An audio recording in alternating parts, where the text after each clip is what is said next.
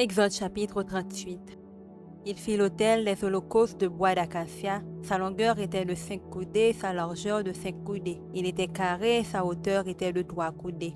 Il fit aux 4 coins des cornes qui sortaient de l'autel et il le couvrit d'airain. Il fit tous les ustensiles de l'autel, les cendriers, les pelles, les bassins, les fourchettes et les brasiers. Il fit d'airain tous ces ustensiles. Il fit pour l'autel une grille d'airain en forme de treillis qu'il plaça au-dessous du rebord de l'autel, à partir du bas jusqu'à la moitié de la hauteur de l'autel. Il fondit 4 anneaux qu'il mit aux 4 coins de la grille d'airain pour recevoir les bords. Il fit les bords de bois d'acacia et les couvrit d'airain. Il passa dans les anneaux aux côtés de l'autel les bords qui servaient à le porter. Il le fit creux avec des planches. Il fit la cuve d'airain avec sa base d'airain en employant les miroirs des femmes qui s'assemblaient à l'entrée de la tente d'assignation.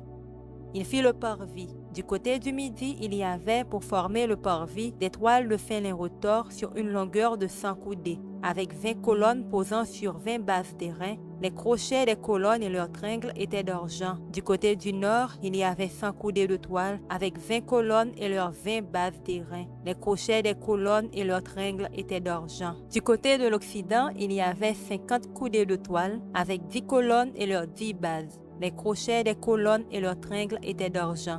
Du côté de l'Orient, sur les 50 coudées de largeur, il y avait pour une aile 15 coudées de toile avec 3 colonnes et leurs 3 bases. Et pour la seconde aile qui lui correspondait de l'autre côté de la porte du parvis, 15 coudées de toile avec 3 colonnes et leurs 3 bases. Toutes les toiles formant l'enceinte du parvis étaient de fin lin retors. Les bases pour les colonnes étaient d'airain. Les crochets des colonnes et leurs tringles étaient d'argent et leurs chapiteaux étaient couverts d'argent. Toutes les colonnes du parvis étaient jointes par des tringles d'argent. Le rideau de la porte du parvis était un ouvrage de broderie en fil bleu, pourpre et cramoisi et en fin lin retors. Il avait une longueur de 20 coudées et sa hauteur était de 5 coudées comme la largeur des toiles du parvis. Ses 4 colonnes et leurs 4 bases étaient d'airain, les crochets et leurs tringles étaient d'argent et leurs chapiteaux étaient couverts d'argent. Tous les pieux de l'enceinte du tabernacle et du parvis étaient d'airain.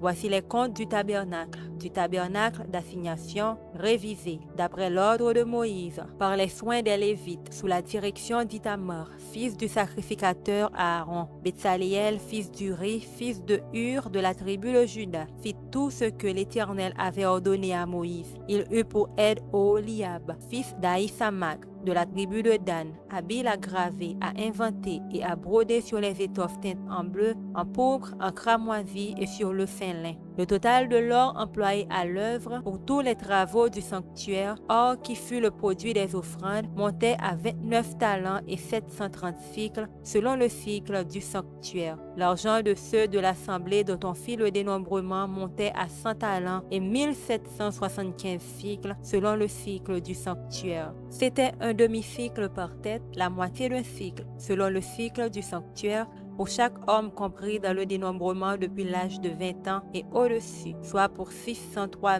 550 hommes. Les 100 talents d'argent servirent à fondre les bases du sanctuaire et les bases du voile, 100 bases pour les 100 talents, 1 talent par base. Et avec les 1775 cycles, on fit les crochets et les tringles pour les colonnes, et on couvrit les chapiteaux. Les reins des offrandes montaient à 70 talents et 2400 cycles. On en fit les bases de l'entrée de la tente d'assignation, l'autel d'airain avec sa grille et tous les ustensiles de l'autel, les bases du parvis tout autour et les bases de la porte du parvis et tous les pieux de l'enceinte du tabernacle et du parvis. Chapitre 39. Avec les étoffes teintes en bleu, en pourpre et en cramoisi, on fit les vêtements d'office pour le service dans le sanctuaire, et on fit les vêtements sacrés pour Aaron comme l'Éternel avait ordonné à Moïse. On fit l'éphod d'or, de fil bleu, pourpre et cramoisi, et de fin lin retors. On étendit des lames d'or et on les coupa en fils, que l'on entrelaça dans les étoffes teintes en bleu, en pourpre et en cramoisi, et dans le fin lin. Il était artistement travaillé. On y fit des épaulettes qui le joignaient, et c'est ainsi qu'il était joint par ses 2 extrémités. La ceinture était du même travail que l'éphod et fixée sur lui. Elle était d'or, de fil bleu, pourpre et cramoisi, et de fin lin retors comme l'Éternel avait ordonné à Moïse. On entoura le monture d'or des pierres d'onyx sur lesquelles on grava les noms des fils d'Israël comme on grave les cachets. On les mit sur les épaulettes de l'éphod en souvenir des fils d'Israël comme l'Éternel l'avait ordonné à Moïse. On fit le pectoral artistement travaillé, du même travail que l'éphod d'or, de fil bleu, pourpre et cramoisi, et de fin lin retors. Il était carré. On fit le pectoral double. Sa longueur était d'un empan et sa largeur d'un empan. Il était double. On le garnit de 4 rangées de pierres. Première rangée, une sardoine, une topaze, une émeraude. Seconde rangée, une escarboucle, un saphir, un diamant. Troisième rangée, une opale, une agate, une améthyste. Quatrième rangée, un chrysolite, un onyx, un jaspe. Ces pierres étaient enchâssées dans leur monture d'or. Il y en avait 12, d'après les noms des fils d'Israël. Elles étaient gravées comme des cachets, chacune avec le nom de l'une des 12 tribus. On fit sur le pectoral des chaînettes d'or pur, tressées en forme de cordon. On fit 2 montures d'or et 2 anneaux d'or, et on mit les 2 anneaux aux 2 extrémités du pectoral. On passa les 2 cordons d'or dans les 2 anneaux aux 2 extrémités du pectoral. On arrêta par devant les bouts des 2 cordons aux 2 montures placées sur les épaulettes de l'éphod. On fit encore 2 anneaux d'or que l'on mit aux 2 extrémités du pectoral sur le bord intérieur appliqué contre l'éphod. On fit 2 autres anneaux d'or que l'on mit au bas des 2 épaulettes de l'éphod, sur le devant, près de la jointure, au-dessus de la ceinture de l'éphod. On attacha le pectoral par ses anneaux aux anneaux de l'éphod avec un cordon bleu, afin que le pectoral fût au-dessus de la ceinture de l'éphod et qu'il ne pût pas se séparer de l'éphod, comme l'Éternel l'avait ordonné à Moïse. On fit la robe de l'éphod tissée entièrement d'étoffe bleue. Il y avait au milieu de la robe une ouverture comme l'ouverture d'une côte de maille, et cette ouverture était bordée tout autour afin que la robe ne se déchirât pas. On mit sur la bordure de la robe des grenades de couleur bleue, pourpre et cramoisi en fil retors. On fit des clochettes d'or pur et on mit les clochettes entre les grenades sur tout le tour de la bordure de la robe entre les grenades. Une clochette et une grenade. Une clochette et une grenade sur tout le tour de la bordure de la robe pour le service comme l'Éternel l'avait ordonné à Moïse. On fit les tuniques de fin lin, tissées pour Aaron et pour ses fils, la tiare de fin lin et les bonnets de fin lin servant de parure, les caleçons de lin de fin lin retors, la ceinture de fin lin retors brodée et de couleur bleue, pourpre et cramoisi, comme l'Éternel avait ordonné à Moïse. On fit d'or pur la lame, diadème sacré, et l'on y écrivit comme on grave un cachet, sainteté à l'Éternel. On l'attacha avec un cordon bleu à la tiare en haut comme l'Éternel l'avait ordonné à Moïse. Ainsi furent achevés tous les ouvrages du tabernacle, de la tente d'assignation. Les enfants d'Israël firent tout ce que l'Éternel avait ordonné à Moïse. Ils firent ainsi.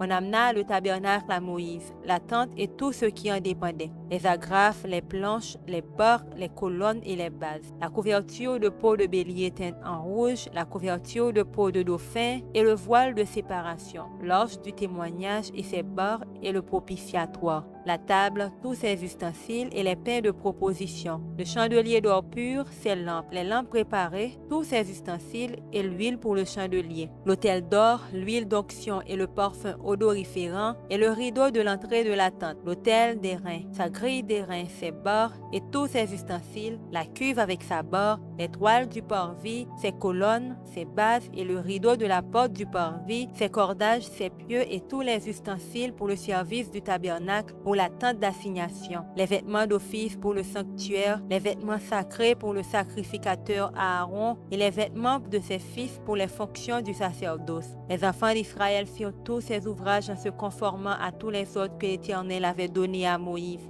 Moïse examina tout le travail, et voici, il l'avait fait comme l'Éternel l'avait ordonné, il l'avait fait ainsi, et Moïse les bénit.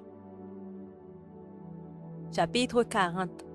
L'Éternel parla à Moïse et dit, « Le premier jour du premier mois, tu dresseras le tabernacle, la tente d'assignation. Tu y placeras l'arche du témoignage et tu couvriras l'arche avec le voile. Tu apporteras la table et tu la disposeras en ordre. Tu apporteras le chandelier et tu en arrangeras les lampes. Tu placeras l'autel d'or pour le parfum devant l'arche du témoignage et tu mettras le rideau à l'entrée du tabernacle. Tu placeras l'autel des holocaustes devant l'entrée du tabernacle de la tente d'assignation. Tu placeras la cuve entre la tente d'assignation et l'autel et tu y mettras de l'eau. Tu placeras le parvis alentour et tu mettras le rideau à la porte du parvis. Tu prendras l'huile d'onction, tu enjoindras le tabernacle et tout ce qu'il renferme, et tu le sanctifieras avec tous ses ustensiles, et il sera saint.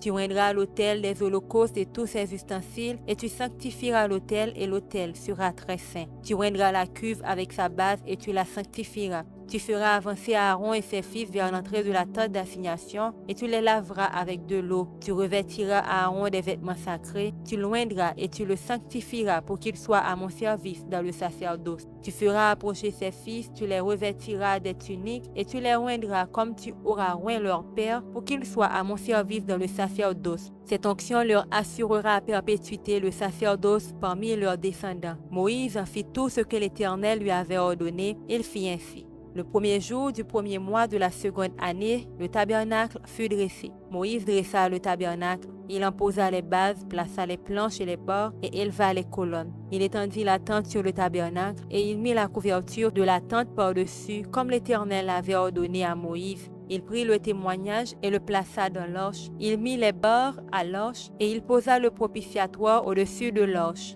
Il apporta l'arche dans le tabernacle, il mit le voile de séparation et il en couvrit l'arche du témoignage comme l'Éternel avait ordonné à Moïse. Il plaça la table dans la tente d'assignation au côté septentrional du tabernacle, en dehors du voile. Et il y déposa en ordre les pains devant l'Éternel, comme l'Éternel l'avait ordonné à Moïse. Il plaça le chandelier dans la tente d'assignation en face de la table, au côté méridional du tabernacle. Et il en arrangea les lampes devant l'Éternel, comme l'Éternel l'avait ordonné à Moïse. Il plaça l'autel d'or dans la tente d'assignation devant le voile, et il y fit brûler le parfum odoriférant comme l'Éternel l'avait ordonné à Moïse. Il plaça le rideau à l'entrée du tabernacle, il plaça l'autel des holocaustes à l'entrée du tabernacle de la tente d'assignation, et il y offrit l'holocauste et l'offrande comme l'Éternel l'avait ordonné à Moïse. Il plaça la cuve entre la tente d'assignation et l'autel, et il y mit de l'eau pour les ablutions. Moïse, Aaron et ses fils s'y lavèrent les mains et les pieds. Lorsqu'ils entrèrent dans la tente d'assignation et qu'ils s'approchèrent de l'autel, ils se lavèrent comme l'Éternel avait ordonné à Moïse. Il dressa le parvis autour du tabernacle et de l'autel, et il mit le rideau à la porte du parvis. Ce fut ainsi que Moïse acheva l'ouvrage.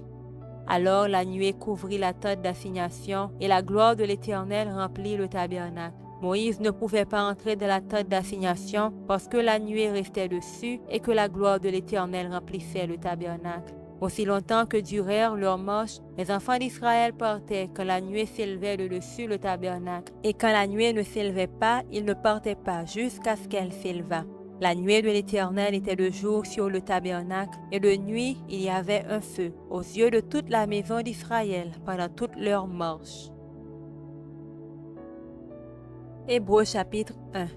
Après avoir autrefois, à plusieurs reprises et de plusieurs manières parlé à nos pères par les prophètes, Dieu, dans ces derniers temps, nous a parlé par le Fils, qu'il a établi héritier de toutes choses, par lequel il a aussi créé le monde, et qui, étant le reflet de sa gloire et l'empreinte de sa personne, et soutenant toutes choses par sa parole puissante, a fait la purification des péchés et s'est assis à la droite de la majesté divine dans les lieux très hauts, devenu d'autant supérieur aux anges qu'il a hérité d'un nom plus excellent que le leur, car auquel des anges Dieu a-t-il jamais dit, tu es mon fils, je t'ai engendré aujourd'hui, et encore, je serai pour lui un père, et il sera pour moi un fils. Et lorsqu'il introduit de nouveau dans le monde le premier-né, il dit que tous les anges de Dieu l'adorent. De plus, il dit des anges, celui qui fait de ses anges des vents et de ses serviteurs une flamme de feu. Mais il a dit au Fils, ton trône, ô Dieu, est éternel. Le sceptre de ton règne est un sceptre d'équité. Tu as aimé la justice et tu as haï l'iniquité. C'est pourquoi, ô Dieu, ton Dieu t'a oint d'une huile de joie au-dessus de tes égaux. Et encore, Toi, Seigneur, tu as au commencement fondé la terre, et les cieux sont l'ouvrage de tes mains. Ils périront, mais tu subsistes. Ils vieilliront tous comme un vêtement, tu les rouleras comme un manteau et ils seront changés. Mais toi, tu restes le même, et tes années ne finiront point. Et auquel des anges a-t-il jamais dit, assieds-toi à ma droite jusqu'à ce que je fasse de tes ennemis ton marchepied? Ne sont-ils pas tous des esprits au service de Dieu, envoyés pour exercer un ministère en faveur de ceux qui doivent hériter du salut? Amen.